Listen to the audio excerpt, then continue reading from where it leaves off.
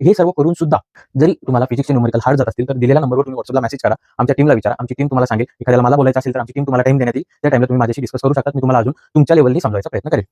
नमस्कार, स्वागत आहे तुमचं आमच्या एका नवीन व्हिडिओमध्ये. मी पुष्कर, व्हिजिटाय स्टुडंट. आज तुम्हाला सांगणार आहे की फिजिक्सचे न्यूमरिकल कसे सॉल्व्ह करायचे. खूप मुलांचा मेसेज येत होतात की दादा, मला फिजिक्स फार टफ जात आहे, फिजिक्सचे न्यूमरिकल माझ्याकडून सॉल्व्ह होत नाही, काय करू, फिजिक्समध्ये मला स्कोर येईल का, आणि नाही आला तर माझा ओव्हरऑल स्कोर पडून जाईल. तर ह्या सिच्युएशनमध्ये तुम्ही आता काय केलं पाहिजे, फिजिक्सचे न्यूमरिकल कसे सॉल्व्ह केले पाहिजे, हे सर्व मी तुम्हाला या व्हिडिओमध्ये सांगणार आहे. व्हिडिओला सुरुवात करण्यापूर्वी चॅनलवर जर नवीन असाल तर चॅनलला सबस्क्राईब व व्हिडिओला लाईक करायला विसरू नका. Visit and talks. आता व्हिजिट अँड टॉक्स नेमकं काय आहे? व्हिजिट अँड टॉक्स हे गुगल प्ले स्टोअरला एक ॲप आहे, ज्यामध्ये तुम्हाला COEP व व्हिजिटायच्या टॉपर विद्यार्थ्यांनी बनवलेल्या test series free of cost बघायला मिळणार आहे, ज्यामध्ये जास्तीत जास्त कॉन्सेप्ट ज्या रिपीट होतात त्या सर्व इन्क्लूड आहे. तुम्ही ते प्रॅक्टिस करा, तुमच्यासाठी फायदेशीर असणार. त्यानंतर ज्या शॉर्ट नोट्स आहे, MSTCETच्या टॉपर लोकांनी बनवलेल्या आहेत, त्या शॉर्ट नोट्स सुद्धा तुम्हाला तिकडे बघायला मिळतील. I hope free of cost आहे. तुम्ही गुगल प्ले स्टोअरवरून डाउनलोड करून ते तुम्ही तिकडे जाऊन बघू शकतात. मॉक टेस्ट प्रॅक्टिस करू शकतात. Full length mock test, short notes वगैरे सर्व तुम्हाला तिकडे बघायला मिळेल. आता आपण बघूया, फिजिक्सचे न्यूमरिकल जमत नाहीये, अवघड जात आहेत. याच्याने काय होतं, मुलांमध्ये डिमोटिवेशन येतं. आता जे त्यांना येतंय ना, ते सुद्धा ह्या डिमोटिवेशन, या टेन्शननी जमत नाही.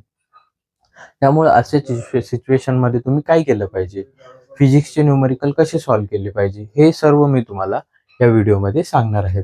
सगळ्यात पहिला जो वे आहे, कॉन्सेप्टवर फोकस करायचा आहे.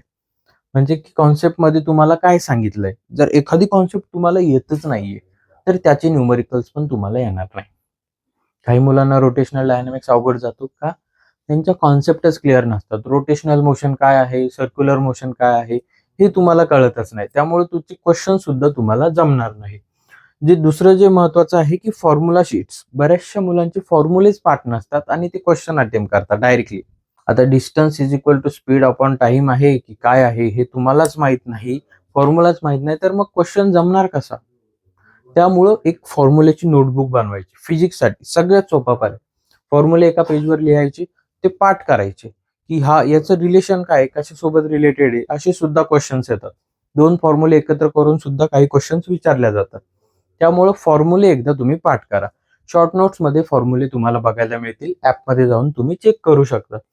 त्याच्यानंतर काय करायचे, लास्ट 10 ते 15 वर्षांचे PYQs घ्यायचे. 21 पासूनचे नाही, 2004 पासूनचे, जे की थोडी इझी आहे, बिगिनिंग लेवल आहे, ते एकदा करायचे. डायरेक्ट हार्ड क्वेश्चनवर जम्प करायचं नाही. डायरेक्ट हार्ड क्वेश्चनवर जम्प केलं तर मग तुम्हाला जम्बलिंग होणार, तुम्हाला काहीच जमणार नाही.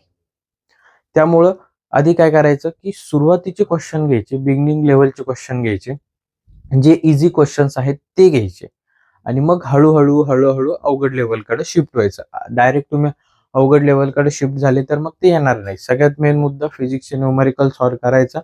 कॉन्सेप्ट तुमची क्लिअर पाहिजे. कॉन्सेप्ट क्लिअर झाल्यानंतर नसेल तर तुम्हाला काहीही जमणार नाही. कॉन्सेप्ट क्लिअर झाल्यानंतर फॉर्म्युला मात्र तुमचे बाय हार्ट असायला पाहिजे. त्यामुळे फॉर्म्युला एक फार महत्वाचा आहे. त्याच्यानंतर ज्या कॉमन मिस्टेक मुलं करतात की फक्त थेरी रीड करत जातात. थेरी रीड करायचं काय संबंध? फिजिक्समध्ये थेरॉटिकल क्वेश्चन येतात, आय ॲग्री, बट फिजिक्समध्ये सॉल्व्हिंगचे क्वेश्चन पण तेवढेच येतात. त्यामुळं फक्त थेरी रीड करून चालणार नाहीये. इग्नोरिंग फॉर्म्युला, जसं मी सांगितलं की मुलं फॉर्म्युलाच पाठ करत नाहीत, हे एक मेन रिझन आहे की तुम्हाला फॉर्म्युलाच येत नसतो, त्यामुळे तुम्हाला क्वेश्चन सोडवता येत नाही. आणि जे आपले क्वेश्चन चुकले, मॉक टेस्टमध्ये चुकले, सोडवता आले नाही, जे चुकीचे क्वेश्चन आहे ते का चुकले याचं अनालिसिसच मुलं करत नाही.